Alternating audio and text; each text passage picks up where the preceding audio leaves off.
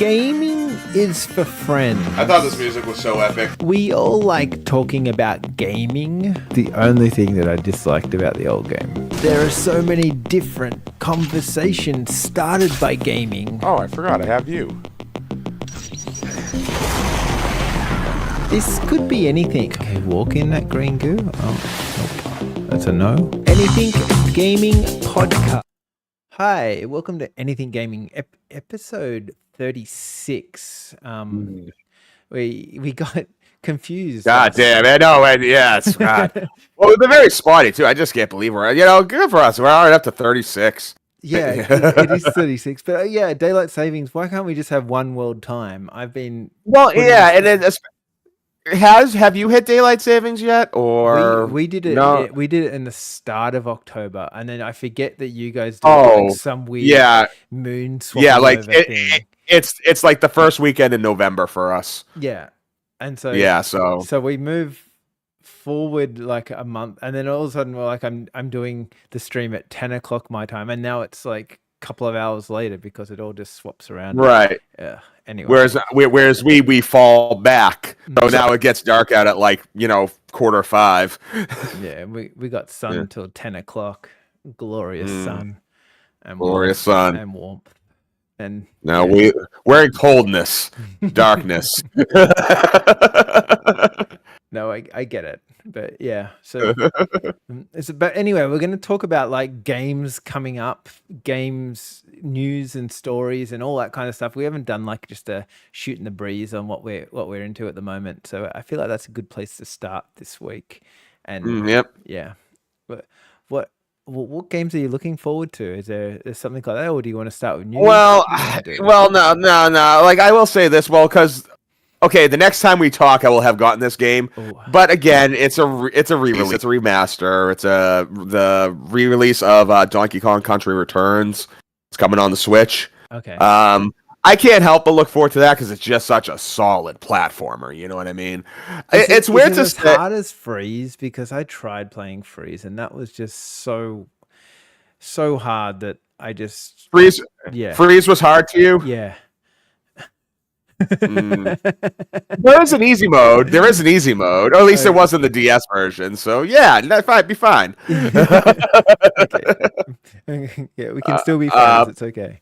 No. It's honestly, I will say, if I had to decide which one was harder than the other, I'll say that Freeze overall is harder, only because the levels in Freeze are longer. As opposed to, they seem a little shorter in Donkey Kong Country Returns, so that might actually help. I think it's just as frustrating, but you'll actually progress a little easier because you can actually beat these levels. It was one game that I always got confused with. Like, Nintendo seemed to just drop that game. That whole franchise just seemed to go to kind of nowhere, and all of a sudden they just bringing back remasters, but they never make new games. They add Donkey Kong to lots of other Mario games, but it doesn't get its own titles anymore.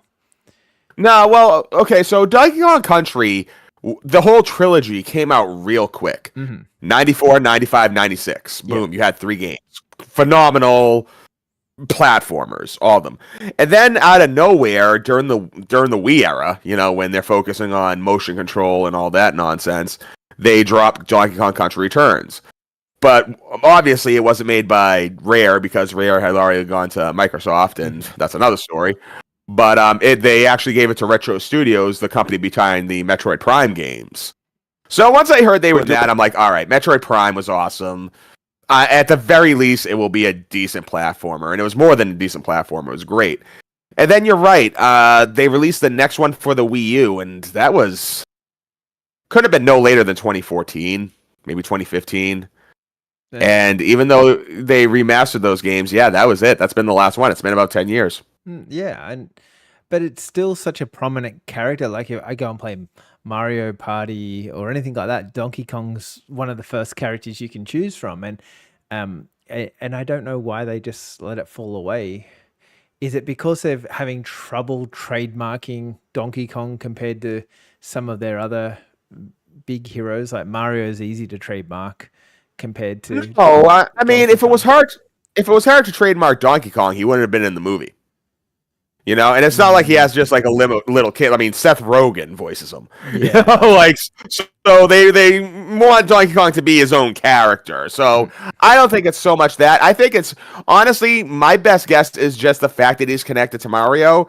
He doesn't need to have a regular set of games coming out like Zelda or Metroid or Kirby or Pokemon or any of them do, because he can. This sounds insulting. He can just ride on Mario. Well, because he'll always be attached to that. It's really kind of funny though, because Donkey Kong was the original game that Mario appeared in. And now Mario's taking over the lead role and Donkey Kong's the tail rider. It's like, it's full circle. Right, yeah. Like Mario first appeared in of course it was Jumpman, but like that was Nintendo's goal, to have a generic every mascot. Which is why you see, I mean, forget even today, back in the day, you saw Mario in everything back before he was even Mario. Because, it's easy to create someone with a mustache in 8 bits. So they stuck that. But yeah, like, again, I'm not going to complain about being able to play Donkey Kong Country again. It's a good series. That does mean that all the Donkey Kong Country games are on the Switch now, one form or another. So, yeah, I get the first one. I love the first one so much more than all of the others. Yeah. I wish they remade that. No, yeah. Donkey Kong Country 1 is my favorite of the original trilogy.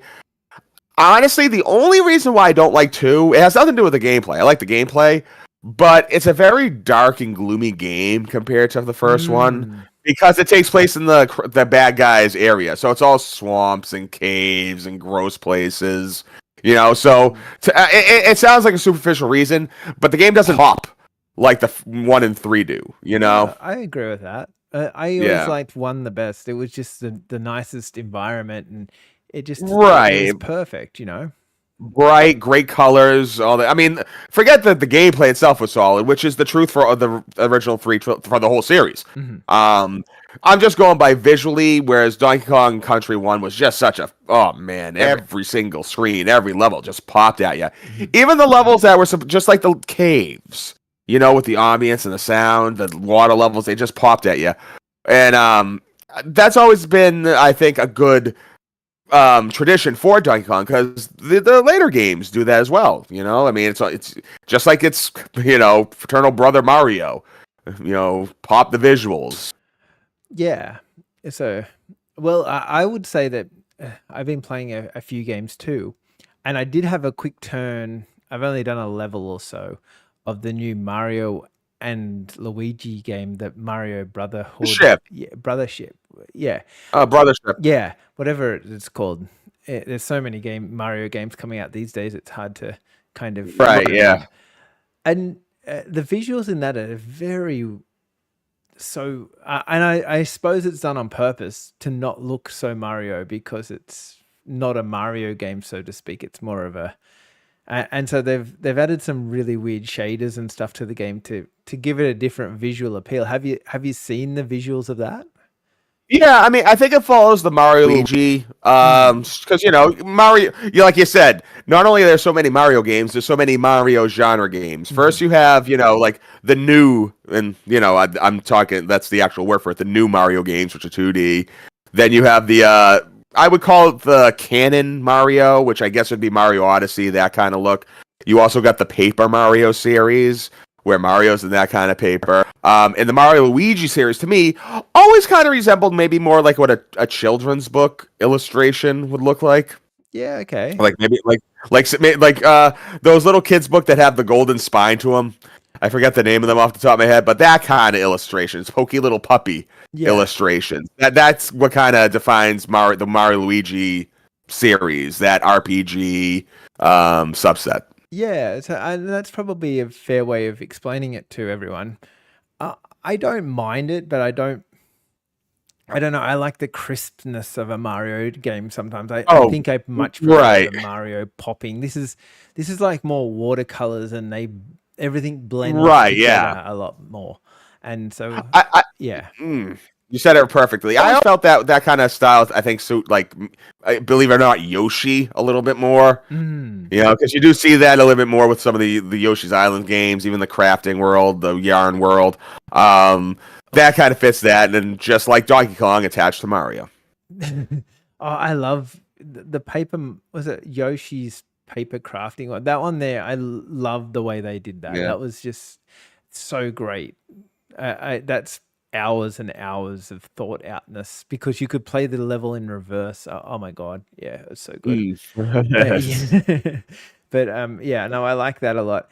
I've also been playing a little bit. I played a game on the Steam Deck. Okay, it's been a couple of weeks since I've seen. You got a Steam Deck. Yeah, it's been a couple of weeks since I've mentioned Steam Deck. But Thronefall, and I finally managed to finish this game. Like it's this little indie game, and it's quite fun. It's all about, it's kind of a tower defense game, but then you kind of run around in between, and you can kind of control troops and move them around and stuff like that, which is really fun. But the final boss was just impossible.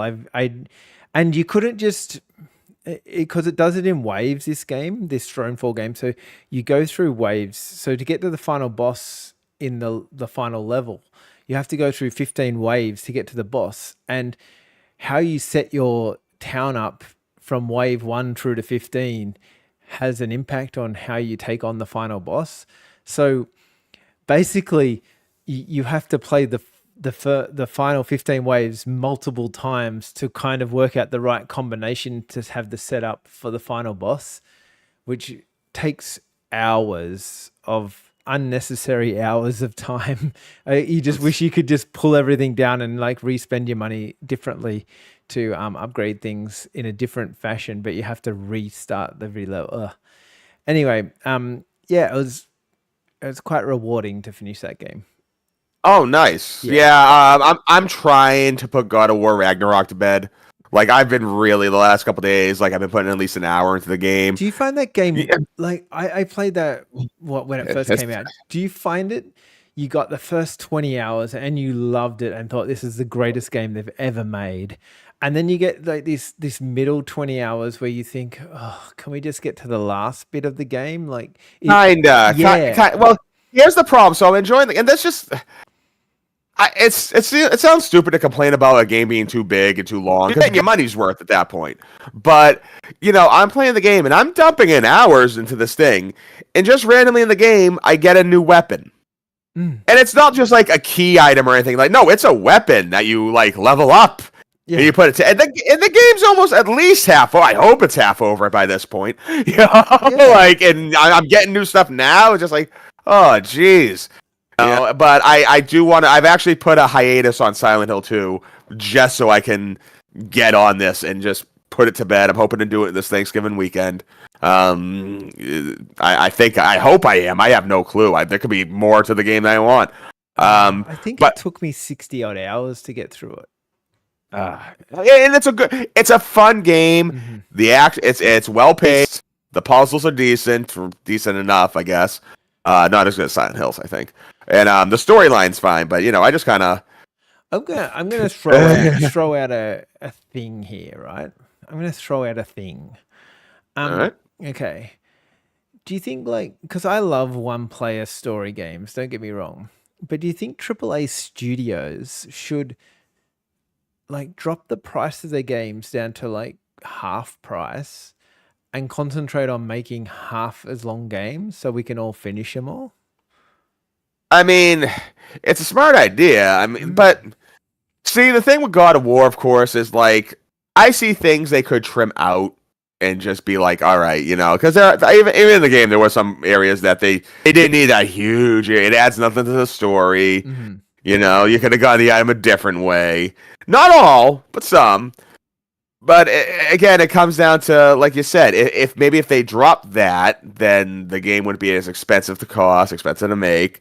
We had a discussion about this, how we were talking about AA games as compared to AAA games. And going into that, one of the ones we brought up was RoboCop.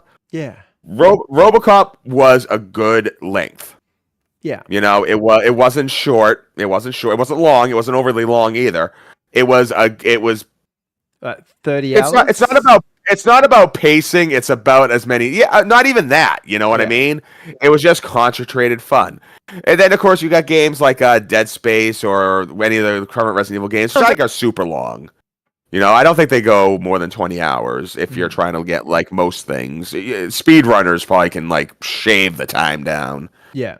I can't see someone speed running God of War. Someone probably has, but it's still probably like hours and hours and hours. Unless you're skipping all the cutscenes. Yeah. I don't know how you do that, but yeah. But I always feel like these big AAA games, if they were $20 cheaper and then they just gave me 20 to 30 hours, I would be so much more content. Well, I mean, I've noticed that these are the games that usually have sales. These are the games that usually have people. Actually, even this God of War right here came with the PlayStation 5. Yeah. You know what I mean? So, in that regard, then yeah, I guess they are making it even cheaper. But once again, the game's just so long. I know, because you get this like dull part in the game. Like it's about the 2/3 of the way in, and you're just like, oh, when can we get? As a gamer, when you're getting closer to that end battle, you can feel it, and you're just in this bit before that bit, and you're like, well, they're just putting filler in here just to make us feel like we've got enough game for our money, and I mean I like that, but I mean we don't even have people that can sit through 8 hours of a show on Netflix these days. Let's just start trimming games down. Yeah. I always find it funny the people that can like seriously sit down and play 6 hours straight of a video game nonstop, and they only watch like TikTok videos, like these 15-second like no attention span things. It's nice. It's a good good balance. It's the duality of man in a way. But going back to God of War, yeah, I'm trying to get that under wraps, and I also got Astrobot ready to go. Oh, you bought it? That's such a great game. Yeah, no, no one has said a bad word about that game if yet. it doesn't win Game of the Year, like there's something wrong with the system. And it's one of those games that I think Sony needed. Sony's got they got the adult focus, God of War's, Last of Us's, all those Days Gone to just like all these, 18 to 25s going. But it's nice to see them go back to like a mascot game. Because it's felt like it's been a while. Family-friendly game. Yes. Because Sony, you're right. Sony was never like a Nintendo where they had mostly family games. They'd throw one or two like a Ratchet and Clank or a Sackboy's Adventure or something like that out there that you kind of like, oh yeah, this is great. Well, I mean, that if you go back, I mean, that was their marketing campaign, and it was genius. Nintendo was the kids' console. This will be for the older brothers. So they pushed Twisted Metal, they pushed Tomb Raider, they pushed Wipeout, they pushed Loaded, they pushed One. All these Crash Bandicoot. Crash, well, not completely. You are right, Crash, but even Crash Bandicoot, you could say that was it's an animal, it's an anamorphic animal, but filled with tude, 90s tude, and a bit more sass than what Nintendo would have. But Astrobot's got a bit of that too. It feels like a predecessor of a game similar to that, like, and then the Easter eggs in it just make it amazing. Once you find the Easter eggs, you'll just be like, oh, especially if you're a PlayStation fan, like it's like every PlayStation fanboy's favorite game. So yeah, if especially, and all the franchises, PlayStation just covered everything. But, I also did pick up something for the PlayStation. Actually, it's one of those games where the game itself is free, but you got to buy the games with it. Capcom Arcade Collection. Oh yeah. Like my friend had it. We actually did some stuff on his YouTube channel with it, but I picked it up and it turned out to be really fun. Retro, you know what I mean? Old arcade games that never came out back in the day. Would have been nice if they got some ones, but that'll do it. Well, because I got that, I also got the Marvel Capcom Fighting Collection. It's like 3 X-Men games plus the 2 Marvel vs. Capcom games, like the original ones. Have you got a fighting stick for your PlayStation? I don't. I do not. I should get Yeah, one. you should, because I've played. I feel like when you play on a fighting stick controller, like it makes fighting games even more fun. Oh yeah, no, because just It gives them more for that me, arcade feel. Yeah. right? It'd be a nostalgia trip. You know, I've always thought about getting a cabinet, just like one of those like 101 cabinets. No. I'm You know, talking about like the you oh plug it no, into no, I know what you yeah, mean. Yeah, I even actually, it's funny they mentioned that. I went to my retro. It was 360, but it was this sweet Street Fighter 4. Oh yeah, and then Um, massive too. or maybe it could have been Street Fighter 5. Whatever one came out for the 360, it was that one. It had like white with flames. It was great. Mm. They're massive too. So you need to I take am. up that whole coffee table to put it on. Yeah. Well, I prefer a really big fighting stick that has 2.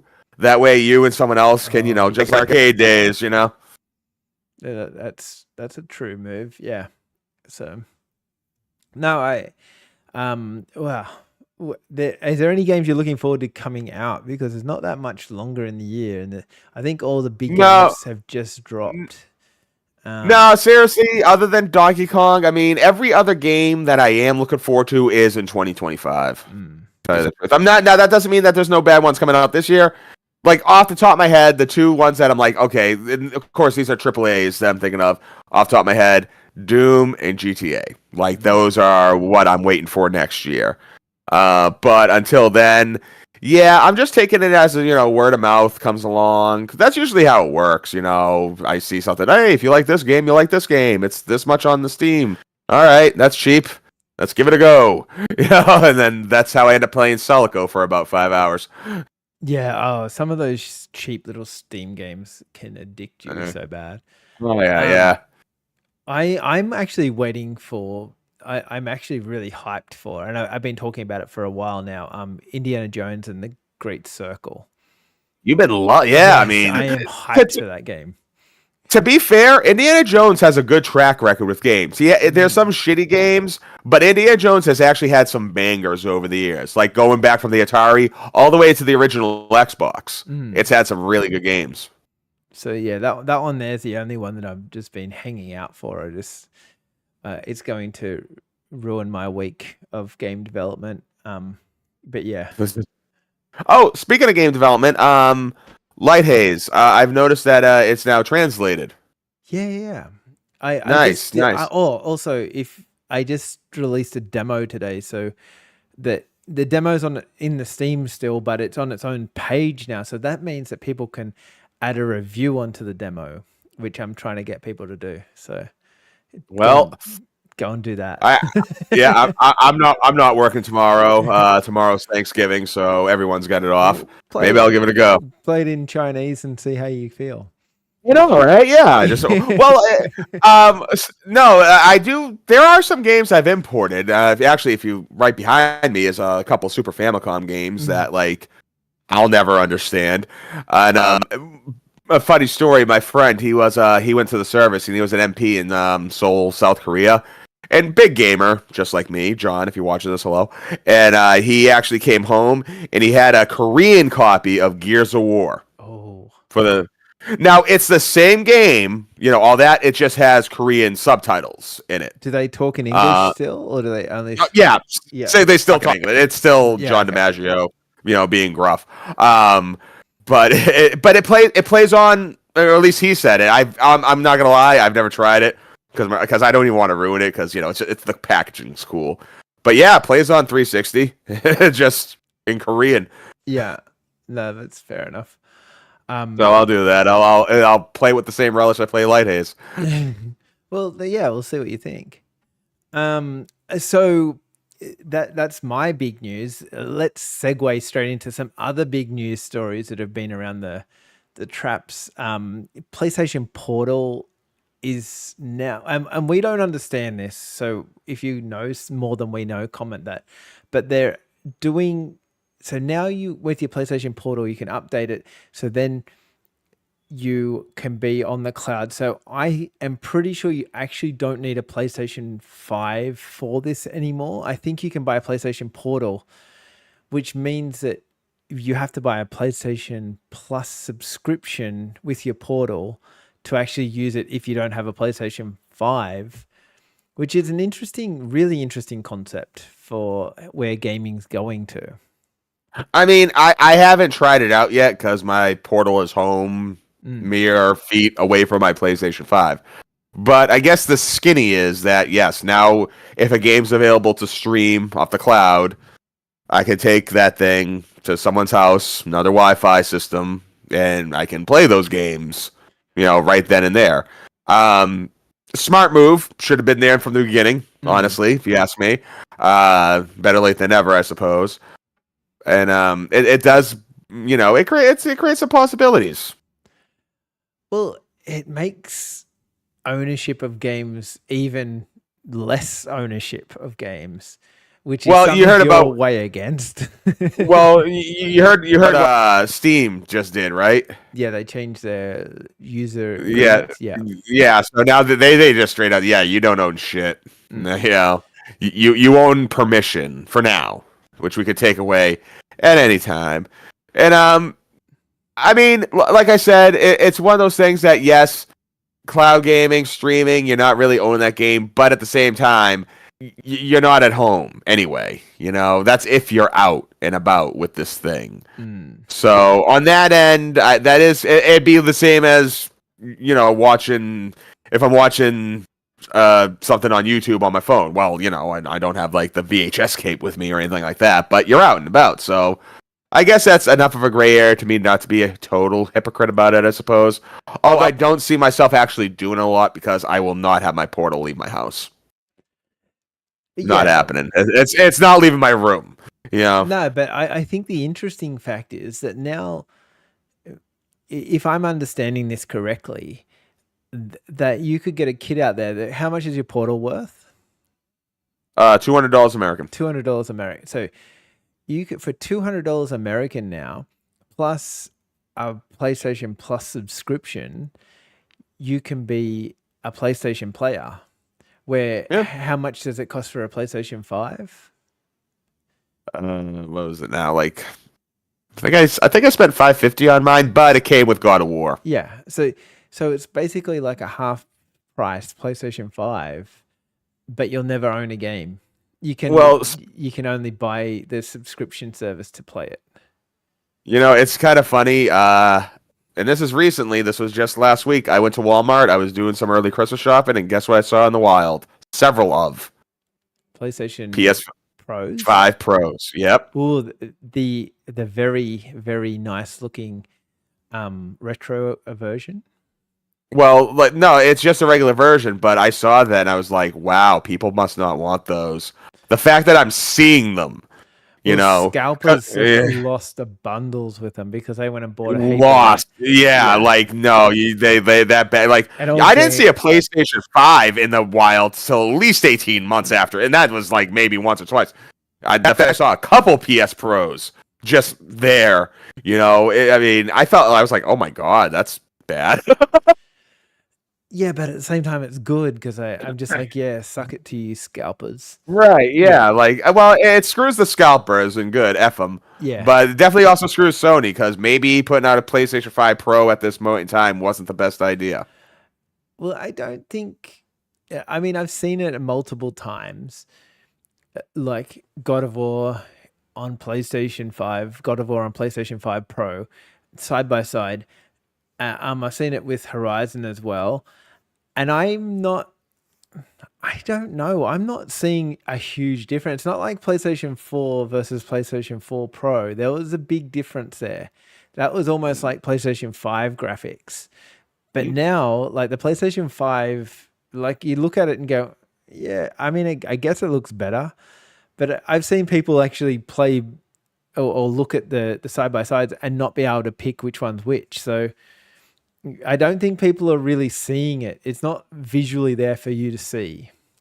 And the only thing I like about PS5 right now is that it's a better looking console. It's a better designed, like physically console. And you forgot the most important thing. Pizza Hut have released, so you can go there now. I don't know where this is on the internet, but you can go and download the Pizza Hut PlayStation 5 snap-on cover so you can warm your pizzas on the side of your PlayStation 5. You just have to print it off yourself with your own 3D printer, but I mean, come on. Who doesn't want oily, greasy pizza through their PlayStation 5? And that's the thing. Like, I hate that stereotype. Because people be like, oh, you're just sitting on your ass eating potato chips playing video games. I would chop off my left foot before I do that. I'm not going to destroy my controller. You know? I'm not going to eat while I play video games. Are you mad? Come on. No, that's true. But yeah. You know, Mountain Dew, yes. You know, you can drink stuff and not get sticky. But yeah. The worst one's Cheezels. Oh my God. People who eat them and play. They're not my friend. You ever go over to someone's house and they're like, let's play some video games, and they hand you the controller and you instantly know they like eating while playing video games just by holding it, and you just feel sticky spots on the controller and you're like, ugh. It gets awkward because like, can't we just let's play Monopoly instead. I don't want to. Yeah, I don't. Oh, that's gross. But yeah, no. Or worse, you have kids like me and they bring their friends over whom aren't as video game conscious as me and my kids are, and then you have snacks. They'll grab some snacks and then they'll be like, oh, and then we'll go and play the games, and then we're like, hey, you've got to wash your hands, and you've got to kind of like teach kids outside of your house responsibilities of gaming, right? Yeah, which is a whole nother level of hardness. Oh yeah, no, like my niece, you know, we'll play games and it's like, how are your hands? And she'll be like eating Tatis, you know, her hands are like red crusted and like, they're fine. You know, it's like, sink now, your whole body, just wash. You can watch from over there, it's fine. Right, yeah, like come back when you're more or less sterile and then we can play some Mario Kart. You know, like, yeah, I'm not. I mean, I learned the hard way too, because do you like, for me a big transition was when games started to be on CDs, because they started to be on CDs for me around the same time I started listening to CD music, and I didn't realize that if you put a CD face down, it scratches. Scratches. Like I you know, you just don't know that. So a lot of my early CD games I end up destroying because of my own stupidity. So I guess you learn etiquette as you go along. Yeah, I guess that's it. Like, because also then you had to go and beg mum or dad for some like money to buy the same game again, and right, like, what happened to the other one? And you're like, well, I accidentally scratched it, or I jammed Cheezels into it, or whatever. And they're like, no, we don't just buy new things when you like stuff them up. You've got to get back on track. But yeah, well, it's all hard. It's all hard. Other big news that. And I'm not sure about that. There's rumors that the ex-defendant from Ubisoft's shutting down. It's only been out for like 3 seasons or something like that. That was supposed to be the COD killer. I don't know. I never played it. A lot of people say it's really quite boring compared to COD, and like just not as exciting. Is there ever going to be a shooting game overtake COD? Like, you've got Battlefield that just seems to die, like come out and just gets bashed every time it comes out. Well, I mean, like, exactly what is competing with COD? Are we talking like it has to be a modern army, you know, squad-based, realistic, just an FPS a bigger selling FPS? As far as like biggest, I mean, no, the rain will end someday. It always does. Although I figured that it will be less a game stepping up as it would be like Call of Duty falling behind. But at the same token, I mean, they've been rolling hard now for almost like a decade and a half. I think almost 20 years. What? 20? You could say the dominant start in 2008, with Call of Duty 4 Modern Warfare. And it's been steady since. It's really like the hardest competition has been like maybe Halo, whenever the new Halo would come out back then. It doesn't do anything now. So Xbox now buying it, I think it's actually taking it to another level because the amount of people that got Game Pass and played Call of Duty probably haven't bought one for years, have just gone back to it and gone, oh, this is actually a fun game now, because the entry point was so much littler than it used to be. Yeah, no, but as far as X Defiant goes, I was impressed with the commercial. I remember seeing like an ad for it somewhere, and again, yeah, it looked competent. The frame rate was good. It looked like it had no control issues. You know what I mean? But first thing you need, I think, for any community to thrive and be huge is simply that, a community. And the games don't come pre-programmed with communities. You got to build it first. I think too many of these things are shooting for the moon. I remember when Fortnite was launched, it wasn't huge. It wasn't this big announcement. It was actually a completely different game. I don't even think Battle Royale was in it yet. But it started off very small, very low key, built up. I mean, I'm trying to think of any franchise in recent history that started off just huge, like from day one. Like the day one release, it was big and everyone loved it. Everything seemed to be something. Even Minecraft, I would say kind of had a slow burn. The only one that I can think of maybe fits into that category is Horizon Zero Dawn. That game, it didn't really have anywhere that's coming from, and then all of a sudden it released, and everyone's like, "This game actually lives up to the hype. It's great." I love Zero Dawn. Zero Dawn's a great game. I rarely haven't touched Forbidden West yet, but Zero Dawn is that good. You know what I mean? It is your. I don't want to. I compare it more to Darksiders than Zelda, really, but it is that type of action adventure. Now you got new stuff, explore more of the world, going for it. I don't think it's popular enough to deserve its own Lego spin-off. That was really weird. And and that was a big FU to Xbox as well, because they put it on Nintendo, PlayStation, and Steam, I think. I don't think Xbox is getting a release of that. Yeah, I mean, because I'm sure Sony doesn't see Nintendo as really competition anymore, because they're not, and same with Nintendo. So same with Xbox, so that doesn't matter. Yeah, like, and there's games that I love. There are games that I think are maybe some of the best damn games ever released, ever. Period. They're not huge franchises. They might be a known brand. Maybe they got like a Funko Pop or two released for them, but they're not this huge genre-defining, seeing articles and Newsweek about it games. You know what I mean? And I just don't see Horizon as one of those.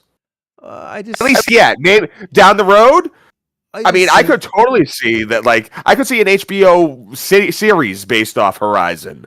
Given the right actor. All I'm saying is that game was so. I remember when that game was going to launch, I knew nothing about the game, and I went and bought the awesome edition with the Aloy character and all that, because everyone was so hyped for this game, and I'm like, oh yeah, okay, I'm going to be hyped for it too. And then I bought it, and then it was actually like a fantastic game. But it was like a new franchise, and I'm just saying that's the closest thing to like a new franchise launching and everyone just getting behind it straight away. Okay, so when I got Horizon, the reason why I got Horizon was because when the Switch first came out, I couldn't get a Switch, and I wasn't gonna play Breath of the Wild on the Wii U. I wanted to wait till I play it on Switch because there's no use. I'm gonna get a Switch at some point, so I might as well wait for that. So I ended up buying Horizon Zero Dawn, thinking to myself, all right, this will keep me going until Zelda comes out. I can play this, enjoy it. I would say about 4 or 5 days after I picked up the game, I won a contest. Oh. And I won a Nintendo Switch. So I was like, well, I'm not playing this for about a year and a half. But when I did finally go back to Horizon, it got me right away. It grabbed me and didn't let go. And going back to God of War, I got to say this. Now in my head, I don't really remember Horizon being as long as God of War. And Horizon's a big game. Yeah, Horizon's a very big game. See, Horizon was like, if you do the main story, it's 30 hours. If you do all the side quests, you've got yourself another 60 hours. Where God of War is like, you do the main story, it's 60 hours. You do the side quest, it's another 20 hours, you know? Right. So it's like And the weird thing forcing it to you. and Horizon's more of an open world than God of War is. God of War is, for the most part, pretty linear. You know, you can branch off and do some stuff, but it's very tunnel focused, whereas Horizon's more open. So I find that now that we mention it, I find that kind of weird. I don't know how big Forbidden West is. So I think I finished that. It's probably bigger. However, you get the like pterodactyls and stuff, so you can fly around, which makes everything smaller. If that makes sense. Even though everything's further apart, it's closer together. It's probably way better design, like map design, and that the way they've made it. I think Forbidden West is twice as good as what the first Horizon was. Really? Yeah. Well, that's like I said. I got so many games. I'm chopping away at God of War, so that will I swear I'm making this promise now. Next time we have the podcast, I will have beaten the game. You know, I'm gonna try to get to it. It's not too hard. You know, there's some parts where I get stuck, but for the most part, I've been going through on it. I got to say that with Horizon, I don't remember getting really stuck in Horizon. The only time when I would have a problem with Horizon is like, okay, do you use the frost bombs on this one or the acid? You know, but that's fun though. That's cool. The little elemental things you can do. Yeah. I thought it was. I don't know. I always thought it was just really well balanced, and you knew what you're getting into. It was just and the story was great too. You know. Oh yeah, story. I'm actually interested in the actual one for the Lego one. I'm kind of interested in that. I'm just like, ooh. One thing about story, see, I don't want to talk too much about the story for part one because like the whole game's one big reveal, which is done so well. But admittedly, do you think that game suffers because sometimes once you see how the magic's done, it's not as magical? Well, that's why I think the second one's better because the story, like I feel like I want to play the second one again, where the first one I feel like after that reveal and the way it goes through, you kind of like, well, I don't really feel like playing that again. That was right fun. Yeah, where the second one you almost play it once and you're like, that was really fun, I enjoyed the story in the second one, but I actually want to do that again. So that's why I would recommend people go to the second one. I don't know. I don't know if they're going to do a third one, but yeah, you would assume they're going to keep going with it. PlayStation needs franchises. They're kind of let a few of them go.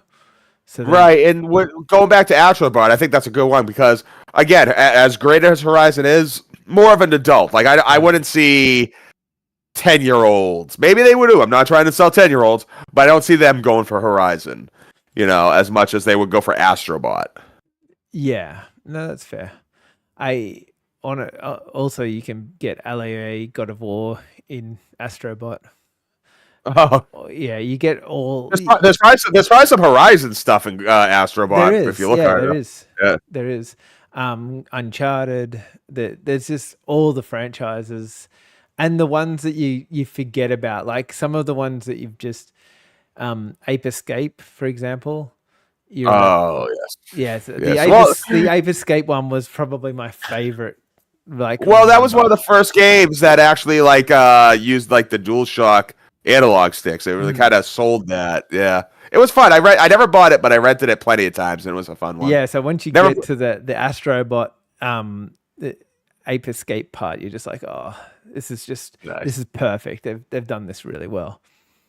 But speaking of Ubisoft, I've also read about rumors of them actually going into maybe receivership. They're looking like Tencent is maybe going to bail them out, which is really, really bad news if that comes around because you won't be buying any more Assassin's Creed. I mean, you will be, but they'll be all in-app purchases and that kind of thing.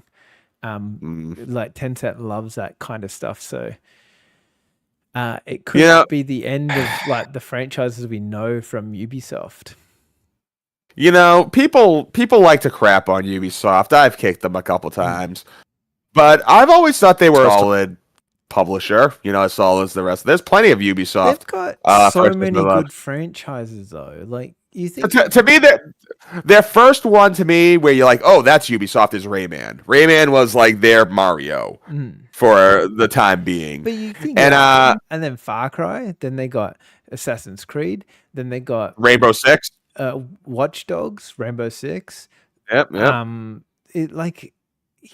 don't know why like someone like PlayStation doesn't bail them out. That like PlayStation would be a really nice fit for Ubisoft to go to. And if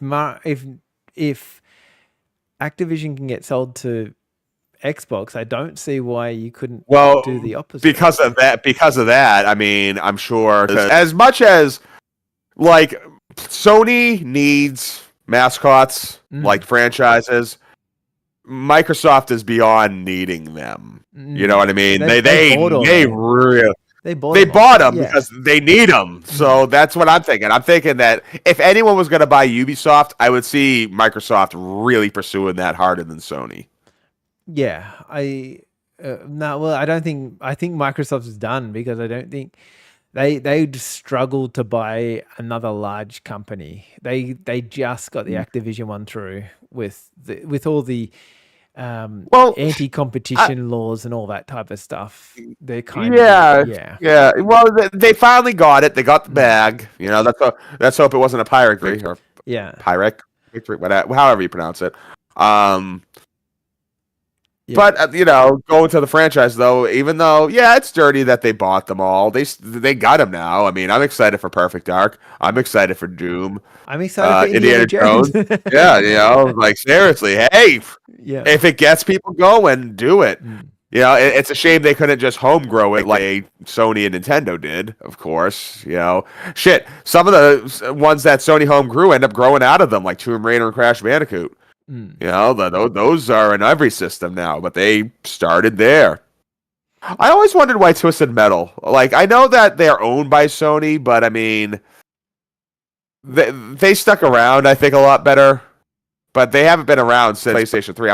I'm hoping there's a Sweet Tooth thing in Astrobot somewhere. Maybe. I can't. Ice cream truck. Maybe. Don't remember an ice cream truck. I haven't finished it yet. I'm on the last solar system. So so I'm not 100% sure about that. Omniboy says hello, and he's sorry he missed the first part of the show. He actually helped me out doing some Spanish translation for Light of His World. So thank you to him. Oh yeah. So that's, thank you. Nice. Yeah, that was really cool. What was I going to say? I forgot all about where I was going and stuff. I don't know. Assassin's Creed has done terribly the last 2 times. I think they're making Assassin's Creed too big. This is where I think they need to focus on those smaller things. It goes back to that they made 20-hour Assassin's Creed games.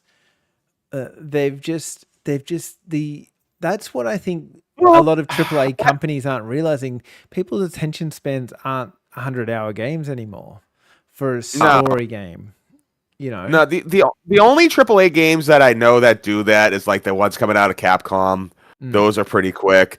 But yeah, like the shortest Assassin's Creed game to me is the first one. And even that game, because there's not a whole lot of MacGuffins in that. No. There's a couple, the Eagle vantage points, but nothing crazy like in 2 and beyond.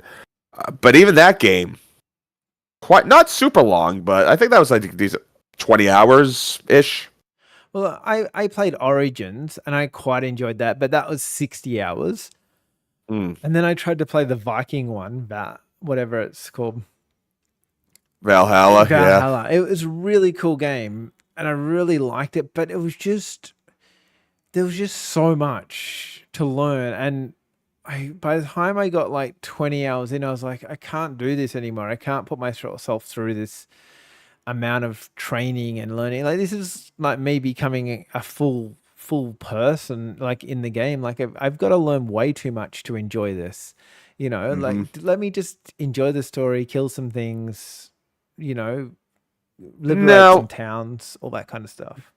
Do you think RPGs kind of get a pass from this because they're not as action focused? Games like Skyrim, games like Baldur's Gate, they're not like action edge of your seat games. They're supposed to be the long, drawn out, story based, leveling up your character kind of games. Yeah. I think they get a pass, but see, that's where Assassin's Creed gets confused because it's trying to become an RPG, But it's still action based. It's still quick. Yeah. Well, I mean, they did really well with Origins, but then you get to a point where Origins was really good. How do we make it a little bit better? And they did make it better. Like the ones that followed after that, Valhalla and the what was the other one where they were the Romans? Okay, so the first one is Third Crusades. The next three are all like, Brothers. like Italy during the Renaissance. Then you had Revelations is in Constantinople during Renaissance. The third one's the American Revolution. The fourth one is Pirate Times. After that, there's just so many. First off, they stopped actually like numbering them, which made it more difficult to exactly know where they were. And some take place during this. It's a very confusing game on its own. So all these names writing a book about the story, all the different stories in Assassin's Creed. It's just so complicated because they try to like mash this real life with kind of blur the bounds there, I guess, to some extent. So yeah, there's that part that makes it challenging, but yeah. I don't know. I just think that they've made it more like the thing I liked about Assassin's Creed, Black Flag being probably the best one, and that was the story was just fantastic. I wanted to enjoy that story forever. It was really good. Oy Boy says that so many games want to be RPGs now. Even sports games are using some elements from them. I don't know about sports games necessarily, but I know wrestling games do that. Wrestling games are big with that now. Compared to the old wrestling games. Back then, you just picked your character and wrestled. Now it's like this huge, expansive thing where you had this, that, the other thing. Oh, well, the soccer ones when you're managing, like... Oh, yep. Oh, my God, that's like an RPG thing. But what are the ticket prices going to be? But I see, this is the thing that confuses me the most in the world.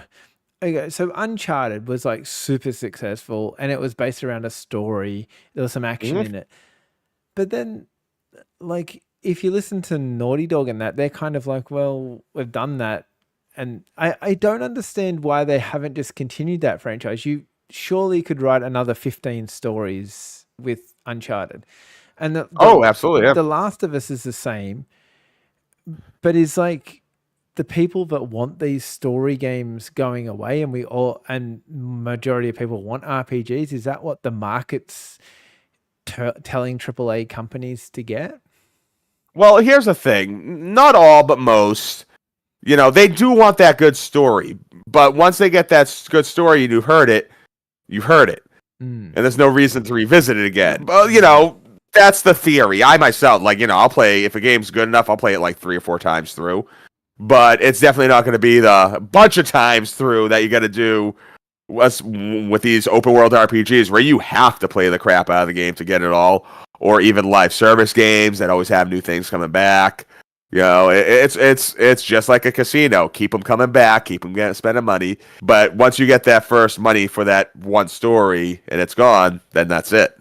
You've gotten your money's worth.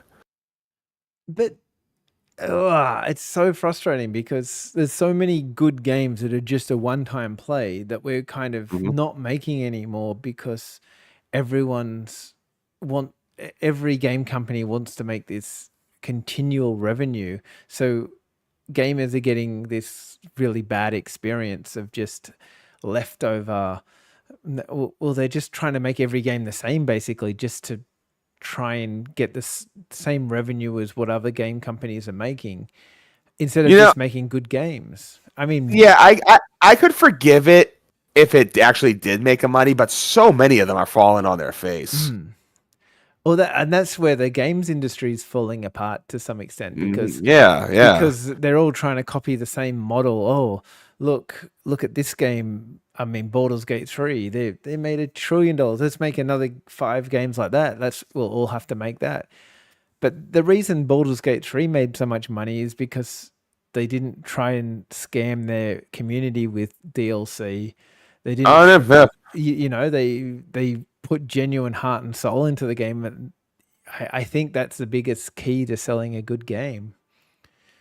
I honestly don't know if I'll ever finish Baldur's Gate 3, but I will say this. The time I spent with it, it felt like a complete package. You know what I mean? It felt like a game that had a goal. Yeah.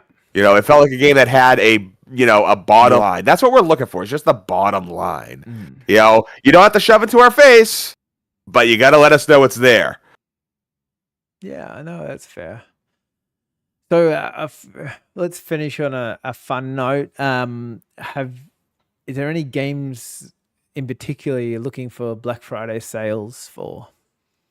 Actually, okay, so I do have quite a bit of Black Friday things. So, I gotta buy for all my friends. They're all collectors. It's mostly retro. One thing I need an Xbox 360 with an HDMI connect, not the component, not the old school one. It's gonna be HDMI. So I'm definitely gonna be picking that up. I do want to record some stuff on it onto my PC, but I can't do it with my one because it's component. I could probably buy a converter.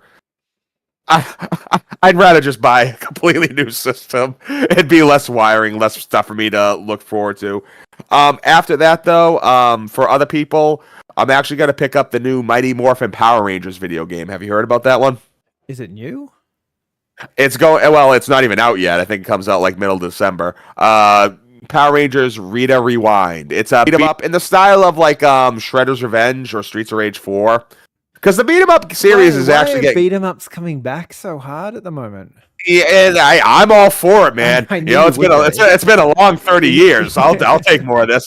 But yeah, no, they're coming back strong too, and they make a good penny. Nothing crazy. They're not making Minecraft money, but like it's profitable to make a beat 'em up right now.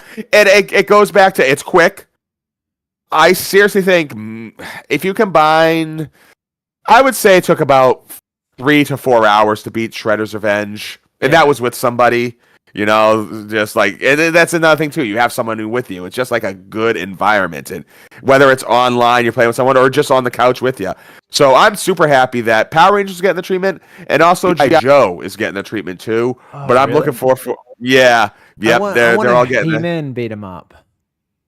Oh, and you could ride that like tiger thing. Oh, well, who can you play as? It'd be He-Man. What's her name? Tina. Man-O-War. Now I'm just getting all excited for these games that don't exist. But yeah, no, that will be probably the big game I'm buying for my friends is the new Power Rangers game. Yeah. No, it sounds pretty cool. Is it cross-play online multiplayer kind of stuff?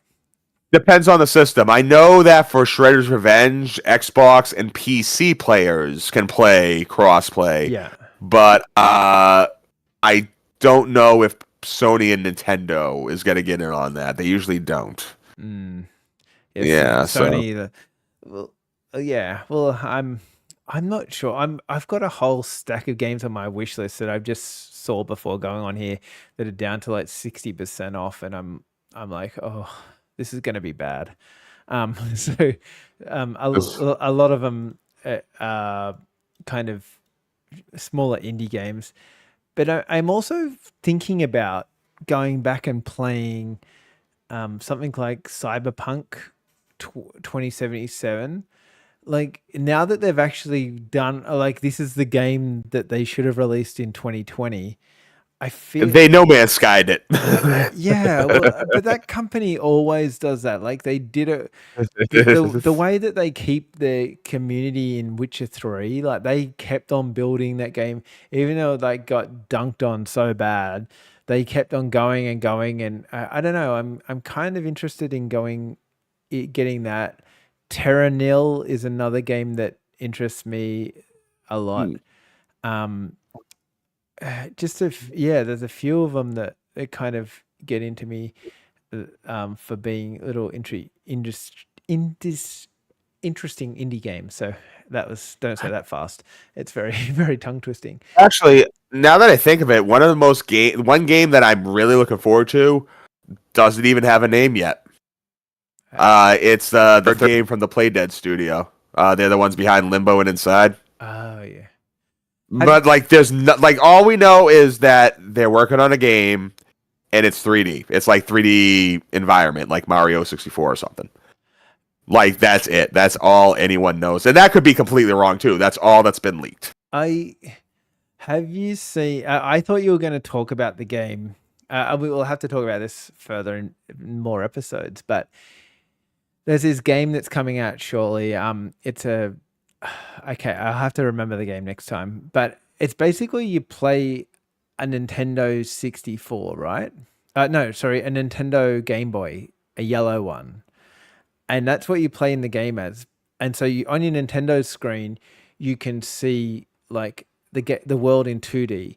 And then around you, you can see the world in 3D. So then you have to navigate the world by using your Nintendo screen and the world around you. Is this connected to Fez? It sounds like Fez. It's kind of like a Fez thing, but it's basically like, yeah, it's something. Yeah, like now I want to play Fez. Yeah, it's similar, kind of like that whole illusion, kind of with your brain, kind of. Or Super Paper Mario, I think, also does something similar to that. Yeah. So anyway, I'll have to get the name for you. But Cool. Yeah, that's it for the week. So we'll try and work out time zones and get back in a fortnight. But You got it. Thanks for watching and playing. Bye.